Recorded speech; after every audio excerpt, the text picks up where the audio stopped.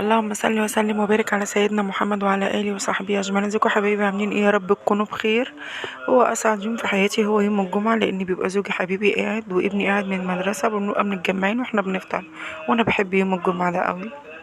فقلنا نعمل فطار كده نفطر مع بعض، بيبقى يوم سعيد قوي وجميل. معانا هنا بقى الفول، بحب احمله القطه زي ما انتوا شايفين كده، ونزلت بالفول والعصير الليمون والملح والكمون، واحلى شويه فول بالزيت الحار يا احلى متابعين.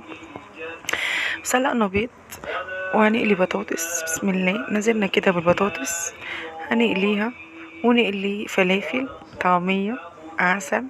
صحي جدا لو جبتيها او قليتيها في بيتك، نظافة واحسن، وعارفة انت بتقلي في زيت ايه وزيتك نضيف.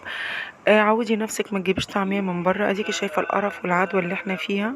فدايما تعملي عجينتك في البيت. انا هبقى اعملها معاكم وتشوفوها. دي الصراحة انا شاريها من بره، بس بحب اقليها في البيت. بصوا طعمها بقى جميل وانضف واحسن، وعارفه انتي بتاكلي ولادك ايه.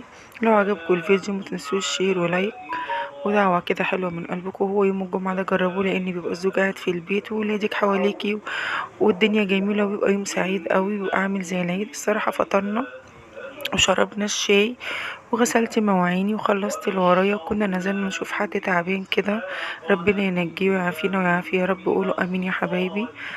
اشوف وشكوا بخير. هيموت جوه من العيون. سنبارك عليكم وعلينا يا حبايبي.